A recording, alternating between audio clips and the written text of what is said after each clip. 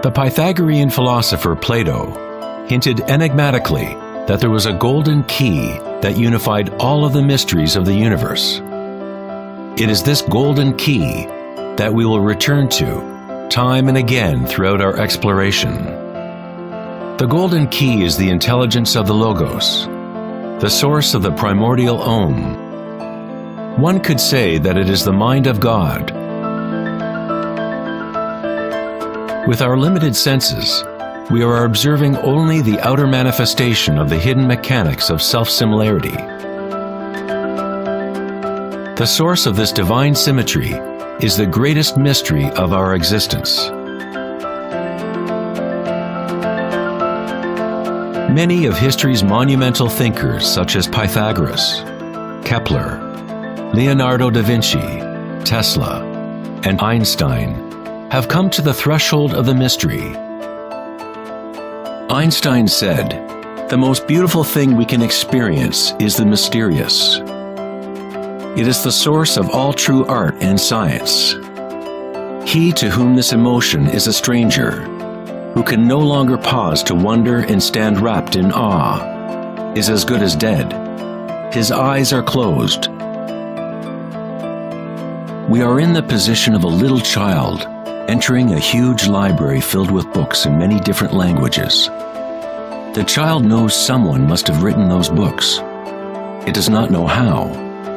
It does not understand the languages in which they are written. The child dimly suspects a mysterious order in the arrangement of the books, but doesn't know what it is. That, it seems to me, is the attitude of even the most intelligent human being toward God. We see a universe marvelously arranged and obeying certain laws.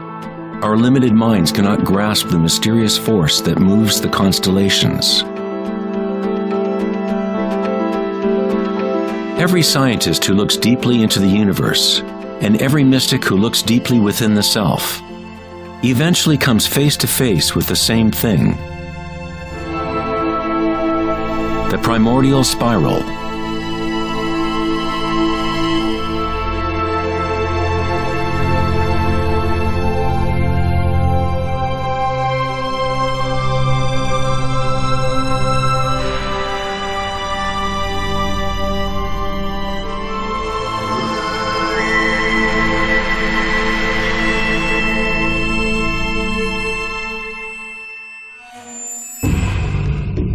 A 1,000 years before the creation of the ancient observatory at Stonehenge, the spiral was a predominant symbol on Earth. Ancient spirals can be found in all parts of the globe. Thousands of ancient spirals such as these can be found all over Europe, North America and New Mexico, Utah, Australia, China, Russia, virtually every indigenous culture on Earth. The ancient spirals symbolize growth, expansion, and cosmic energy, embodied within the sun and the heavens. The spiral form is mirroring the macrocosm of the unfolding universe itself. In native traditions, the spiral was the energetic source, the primordial mother. The Neolithic spirals at Newgrange, Ireland date back 5,000 years.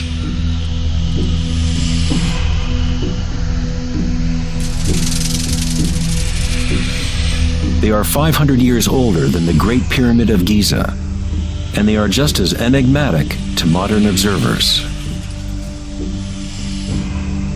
The spiral goes back to a time in history when humans were more connected to the Earth, to the cycles and spirals of nature, a time when humans were less identified with thoughts. The spiral is what we perceive to be the torque of the universe. Prana, or creative force, swirls Akasha into a continuum of solid forms. Found at all levels between the macrocosm and the microcosm, from spiral galaxies to weather systems, to the water in your bathtub, to your DNA,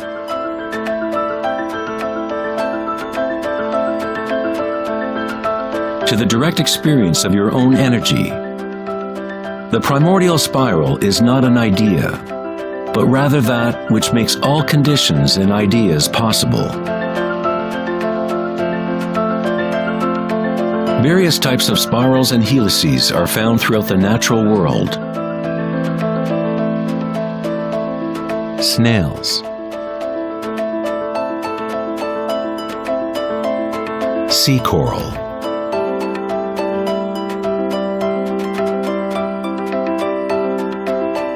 spiderwebs,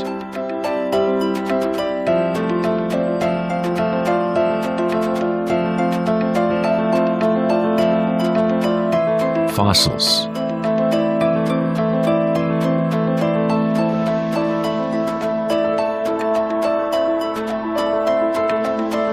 seahorses' tails,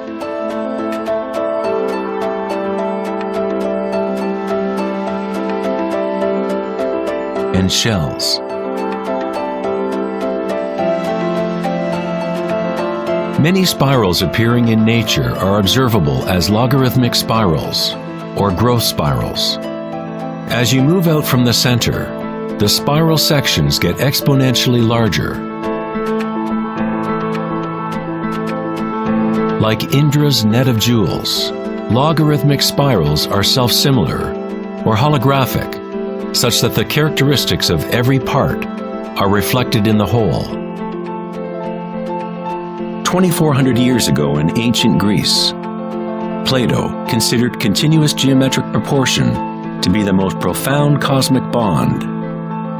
The golden ratio, or divine proportion, was nature's greatest secret. The golden ratio can be expressed as the ratio of A plus B to A is the same as the ratio of A to B. To Plato, the world's soul binds together into one harmonic resonance. The same pentagonal pattern that exists in a starfish or in a slice of okra can be seen in the path of the planet Venus, traced in the night sky over an 8-year period.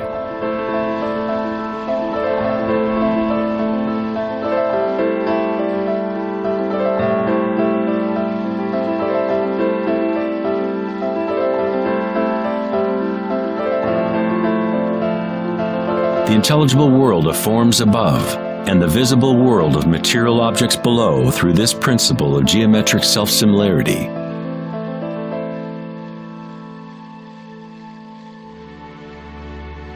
From the self-similar spiral patterns of the Romanesco broccoli to the arms of galaxies, logarithmic spirals are a ubiquitous and archetypal pattern. Our own Milky Way galaxy has several spiral arms which are logarithmic spirals with a pitch of about 12 degrees. The greater the pitch of the spiral, the tighter the turns. When you observe a plant growing in time-lapse video, you witness it dancing with the spiral of life.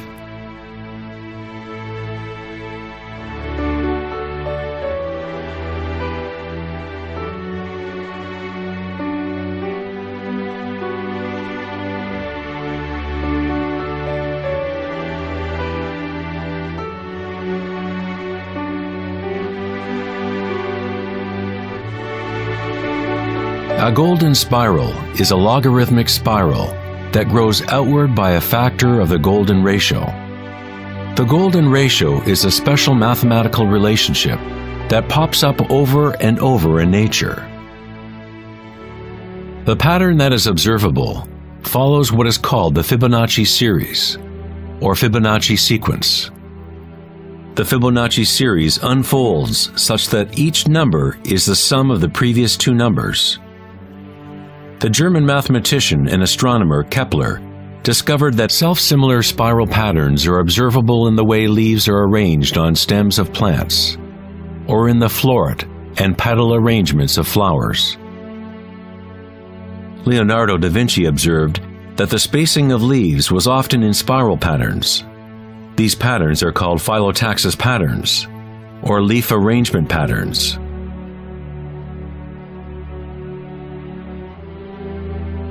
Phyllotaxis arrangements can be seen in self-organizing DNA nucleotides.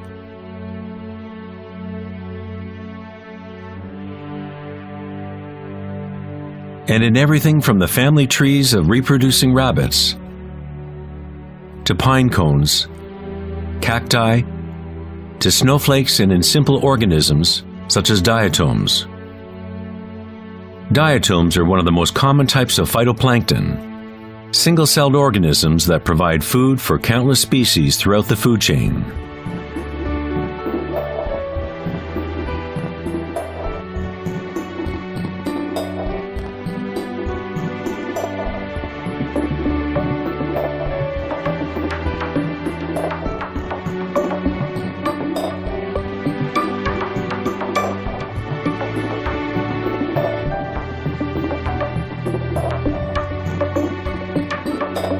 How much math do you need to know to be a sunflower or a bee?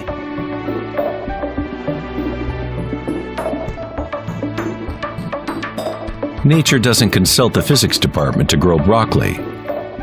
The structuring in nature happens automatically. Scientists in the field of nanotechnology use the term self-assembly to describe the way complexes are formed, such as in the initial hexagonal phase of DNA formation. In nanotechnology engineering, carbon nanotubes are comprised of a similar arrangement of materials. Nature does this type of geometry over and over, effortlessly, automatically, without a calculator. Nature is precise and extremely efficient. According to the famous architect and author Buckminster Fuller, these patterns are a function of time-space. DNA and honeycomb are the shape that they are for the same reason a bubble is round. It is the most efficient shape, requiring the least amount of energy. Space itself has shape, and allows only certain configurations for matter, always defaulting to what is most efficient. These patterns are the strongest and most efficient way to build architectural structures, such as geodesic domes.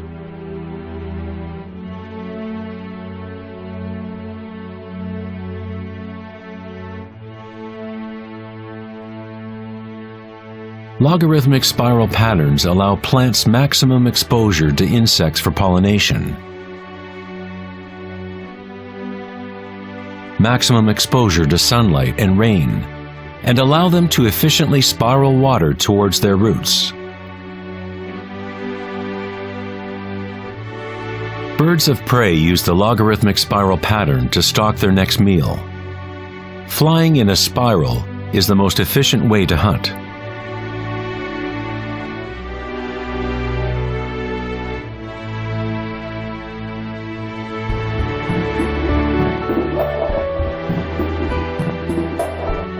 One's ability to see the spiral of life dancing akasha into material form is related to one's ability to see beauty and symmetry in nature.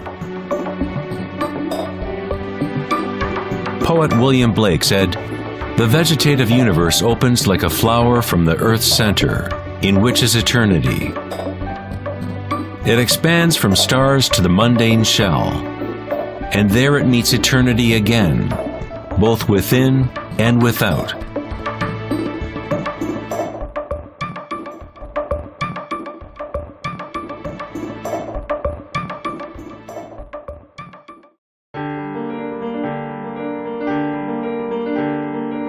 The study of patterns in nature is not something that is very familiar in the West. But in ancient China, this science was known as Li. Li reflects the dynamic order and pattern in nature.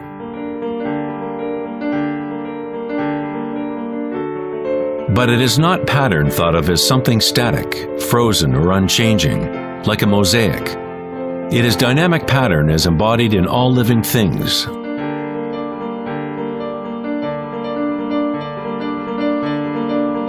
The arteries of leaves, the markings of the tortoise and the vein patterns on rocks are all expressions of nature's secret language in art. The labyrinth is one of many Li patterns. It is found in coral structures. mushrooms like the morel, cabbages, and in the human brain. The cellular pattern is another common form in nature. There are a myriad of different cellular structures, but all have a similar orderliness defined by their purpose and function.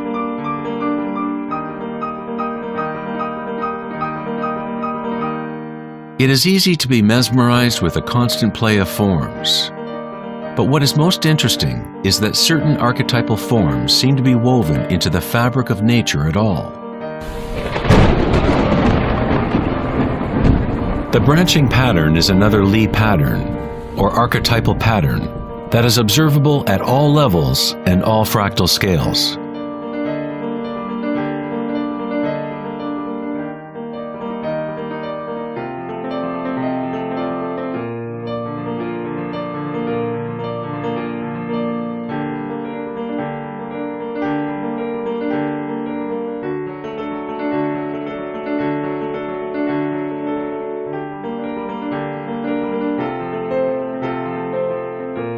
Take, for example, this incredible image of a supercomputer simulation known as the Millennium Run, showing the distribution of dark matter in the local universe. It was created by the Max Planck Society in Germany. Dark matter is essentially what we previously thought of as empty space. It is like an invisible nervous system that runs throughout the universe.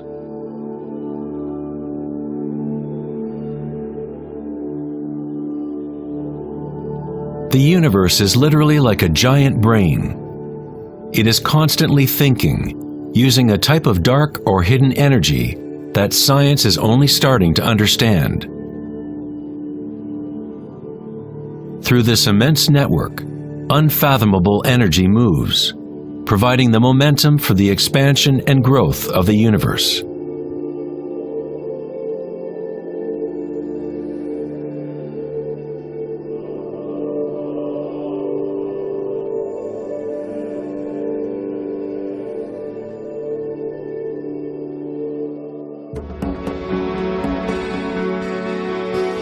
Nature creates branching patterns automatically when we set up the right conditions. Nature is an art-generating machine, or a beauty-creating engine. Here, electricity is being used to grow silver crystal branches. The footage is time-lapsed as they grow over several hours.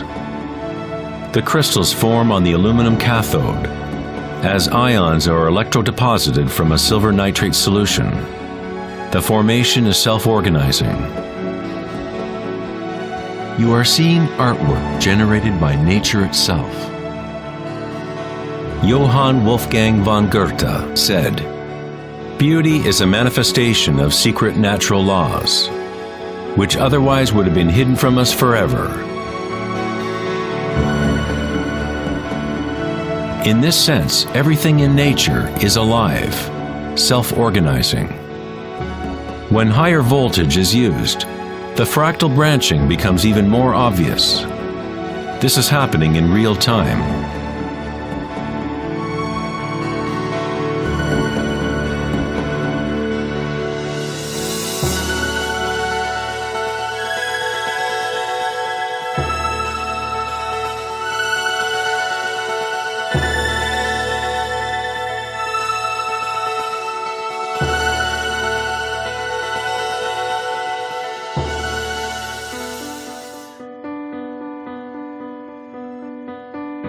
In the human body, tree-like structures and patterns are found throughout.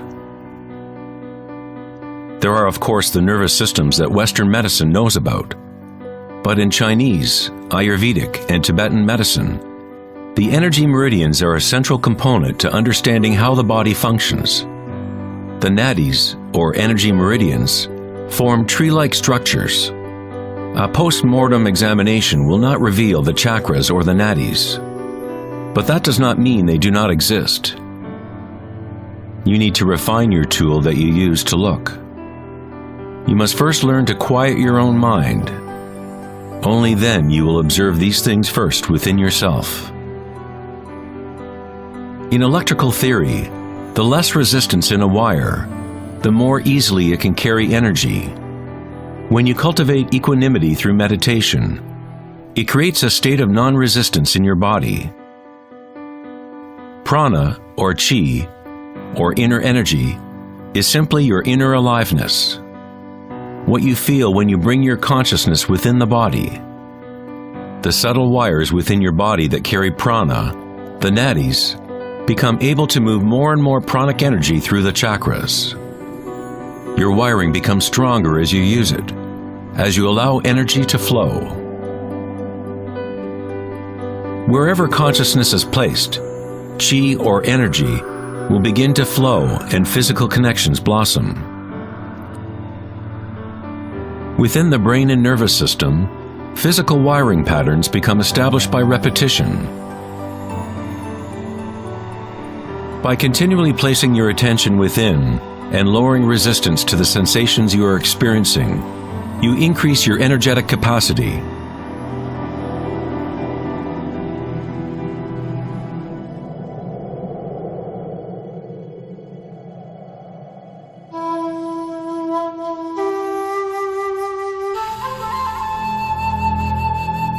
In Taoism, the yin-yang symbol represents the interpenetration of the spiral forces of nature.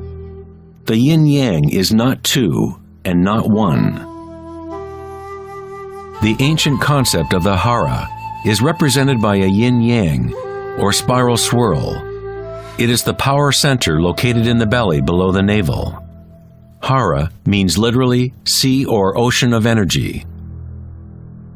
In China, the Hara is called the lower dantian. In many forms of Asian martial arts, the warrior with strong Hara is said to be unstoppable. In the samurai tradition, one form of ritual suicide, or seppuku, was harakiri, was often mispronounced as harikiri. It means to impale one's Hara, thereby cutting off one's chi or energy channel. Moving from this center creates the grounded, graceful movement that you see not only in martial arts,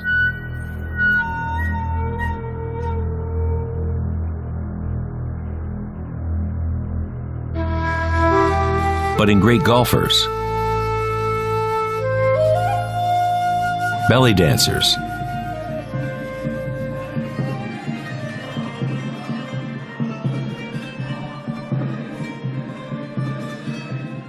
and Sufi whirling dervishes. It is the cultivation of single-pointed, disciplined consciousness that is the essence of Hara, the stillness in the eye of the hurricane.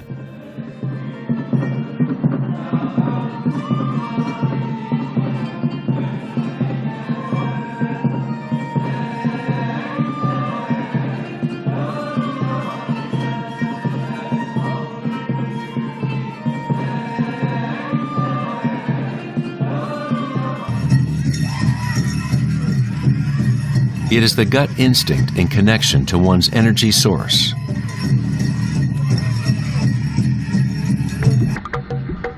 A person with good Hara is connected to the earth and to the intuitive wisdom that connects all beings.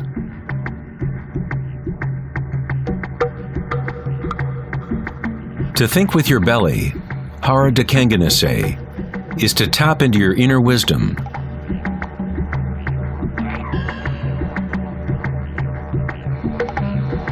The ancient Australian Aborigines concentrated on the same area, just below the navel, where the cord of the great rainbow serpent lay coiled. Again, a representation of the evolutionary energy in humankind. It is no accident that it is in the Hara where new life begins.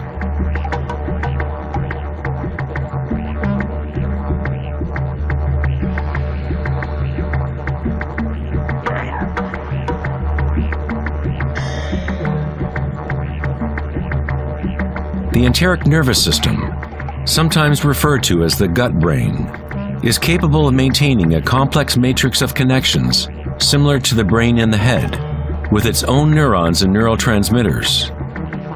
It can act autonomously, that is, with its own intelligence.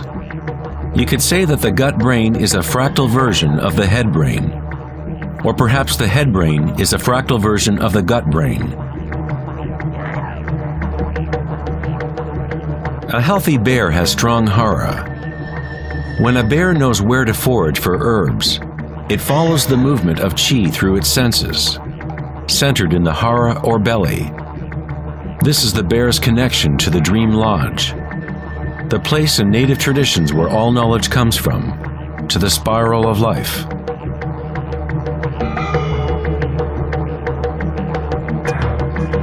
But how did ancient peoples know about the spiral, if modern science is just now starting to recognize its significance?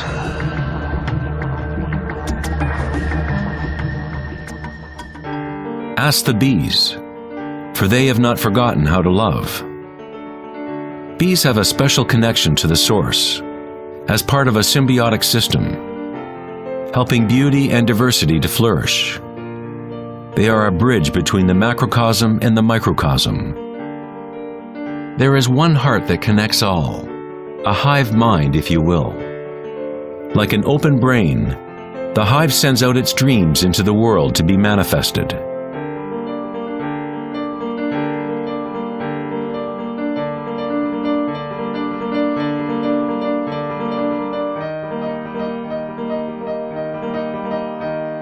In nature, many creatures know how to act in unison, to move with one spirit, one direction.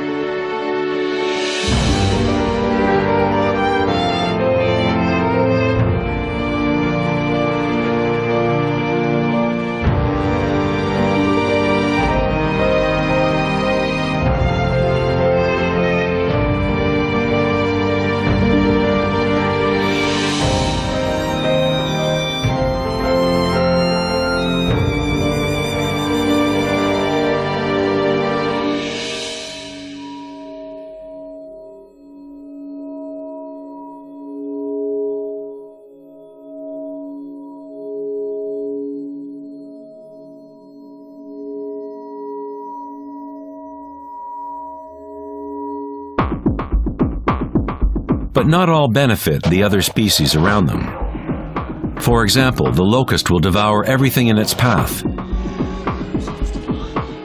A locust has no choice but to act like a locust. It will never make honey or pollinate plants the way a bee does. A locust's behavior is rigid, but a human is unique in that we can act like a bee or we can act like a locust. We are free to change and manipulate the patterns of how we interact with the world. We can exist symbiotically or as a parasite.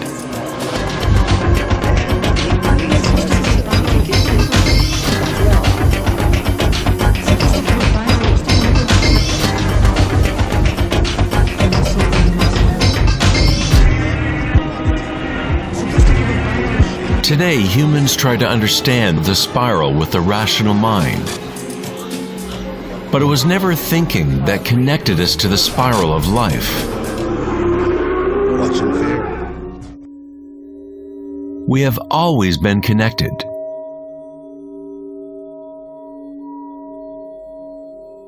Thinking has been what keeps us in the illusion of separateness within our own identities. Thinking is the creation of separateness, the experience of limitation. The more we align with thought, the more removed we become from the source. Ancient cultures that were less thought-oriented aligned themselves with the spiral in a more direct and personal way than we do today. In ancient India, Kundalini is a representation of one's inner energy, which moves in snake-like or helix-like pattern up the spine. In the ancient yogic traditions of India, the inner worlds of people at that time were comparable to those of Hara-centered cultures. To balance the power of the spiral with the stillness of your witnessing consciousness is to align with your full evolutionary potential, to blossom into the unique multifaceted being you were designed to be. Ida, the feminine or moon channel, is connected to the right brain, and Pingala, the masculine or sun channel, connected to the left brain. When these two channels are in balance, energy flows up a third channel, Sushumna, along the center of the spine, energizing the chakras and unlocking one's full evolutionary potential. The word chakra is an ancient Sanskrit word meaning energy wheel. Kundalini is nothing less than the primordial spiral that dances your human life into existence. It is a different order of energy than we normally understand, like a bridge from gross matter to the most subtle energies. You are that bridge. Kundalini is not energy that can be forced by will, effort, and friction. It is analogous to growing a flower. All we can do as good gardeners is prepare the soil in proper conditions and let nature take its course.